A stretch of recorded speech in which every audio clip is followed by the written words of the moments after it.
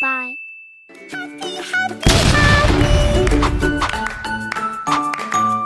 Ditonton sampai selesai ya. Assalamualaikum warahmatullahi wabarakatuh. Perkenalkan, nama saya Nova Yuniza dengan NIM 2110101070. Di sini saya akan menjelaskan tentang prinsip dasar asuransi sebagai tugas UTS saya pada semester ini. Dengan dosen pengampu yaitu Dr. Insinyur Muhammad Farid MM. Nah, sekarang kita masuk ke pembahasan pertama yaitu apa prinsip umum asuransi. Mari kita berkenalan dulu dengan kata asuransi. Secara umum, kehadiran asuransi adalah untuk memberikan perlindungan atau proteksi dan mengalihkan resiko.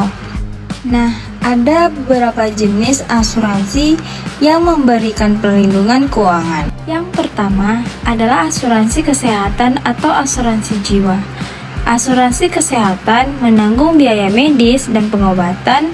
Ini mencakup kunjungan dokter, rawat inap di rumah sakit, prosedur bedah, dan obat-obatan. Asuransi ini membantu mengurangi beban biaya kesehatan. Yang kedua yaitu asuransi kendaraan. Asuransi kendaraan ini melindungi pemilik kendaraan dari kerugian finansial akibat kecelakaan, pencurian, atau kerusakan kendaraan. Ini mencakup biaya pada perbaikan, penggantian kendaraan, dan lainnya. Nah, yang ketiga ada asuransi pendidikan. Apa sih asuransi pendidikan itu? Nah, asuransi pendidikan membantu menyiapkan dana untuk biaya pendidikan anak di masa depan. Polis ini memastikan bahwa biaya sekolah atau kuliah dapat ditanggung, meskipun terjadi hal-hal yang tidak terduga. Nah, dari beberapa jenis tadi, semuanya memiliki tujuan yang sama, yaitu melindungi dari kemungkinan terjadinya resiko. Akan tetapi, di sisi lain, masih banyak pula yang belum mengerti. Salah satu penyebabnya, yaitu kurang memahami prinsip dasar asuransi. Sebelum kita membahas tentang prinsipnya, mari kita berkenalan dulu dengan asuransi. Apa sih asuransi itu? Nah, pada kejadian tertentu, ada beberapa nasabah yang komplain mengenai ribetnya klaim.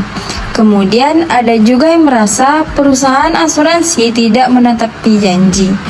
Oleh sebab itu, dengan memahami dengan baik prinsip asuransi, kamu akan terhindar dari kesalahpahaman serta membuat kamu mengetahui apakah kamu akan mendapatkan manfaat dari asuransi sesuai ekspektasi atau malah sebaliknya.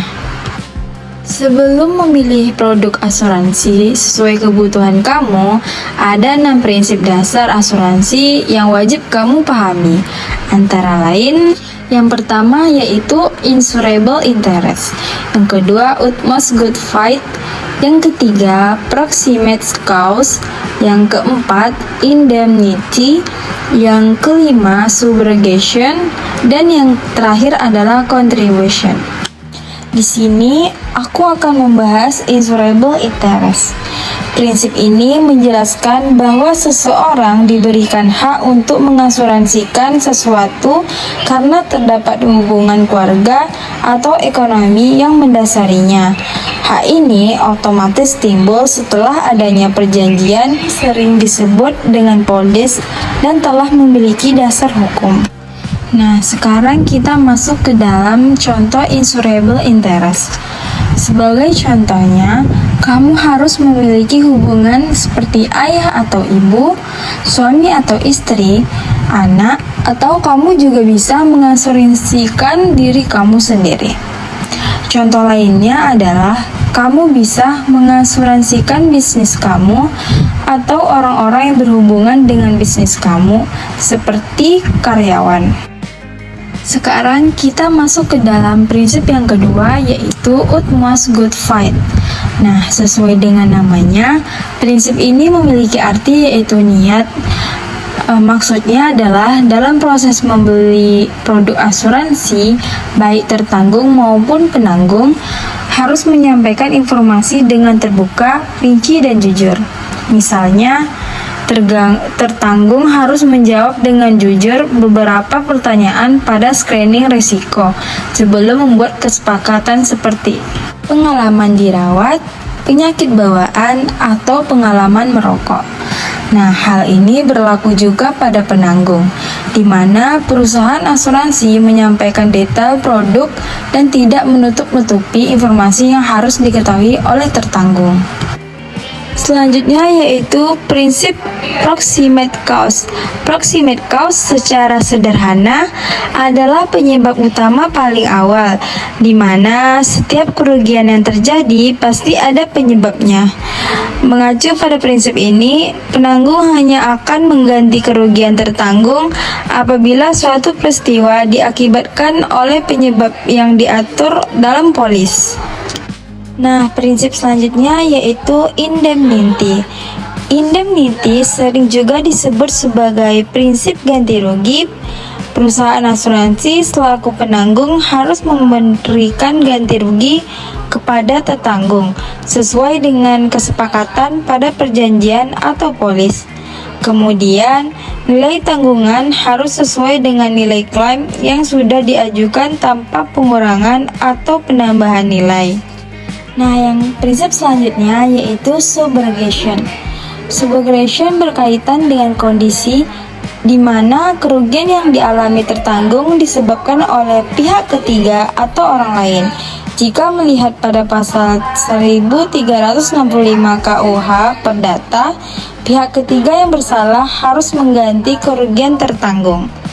Nah, dalam asuransi, subrogasi mengharuskan tertanggung memilih salah satu dari sumber pengganti kerugian, yaitu penanggung atau pihak ketiga. Tertanggung tidak boleh memilih dari keduanya, karena tertanggung akan mendapat penggantian melampaui yang semestinya. Nah, ini adalah contoh studi kasusnya. Mobil Bobby telah diasuransikan pada perusahaan asuransi A.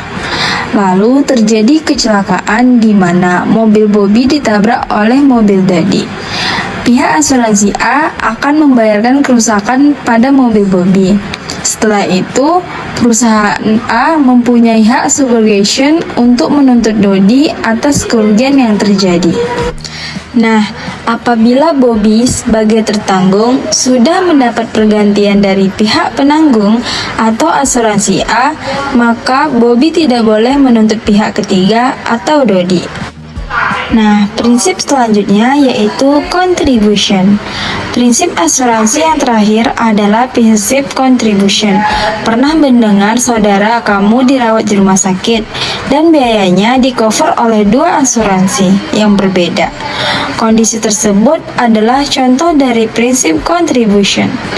Dalam prinsip ini, pihak asuransi memiliki hak untuk mengajak penanggung lainnya untuk menanggung kerugian tertanggung. Nah, di sini aku mempunyai satu studi kasus tentang ini. Nah, sebagai contohnya, Pak Dodi mempunyai dua polis asuransi, yaitu asuransi A dan asuransi B. Kemudian, Pak Dodi dirawat di ICU yang memakan biaya hingga 50 juta. Dari situ, asuransi A akan membayar 35 juta untuk pembayaran perawatan dan asuransi B akan membayar sisa tagihan sebesar 15 juta. Itu tadi contoh studi kasus pada prinsip ini. Nah, cukup banyak juga penjabaran prinsip dasar dari asuransi. Meski panjang, prinsip asuransi inilah yang jadi dasarnya untuk penentuan berbagai keputusan, mulai dari polis asuransi, klaim, hingga ganti rugi. Nah, selesai sudah kita membahas tentang prinsip dasar asuransi.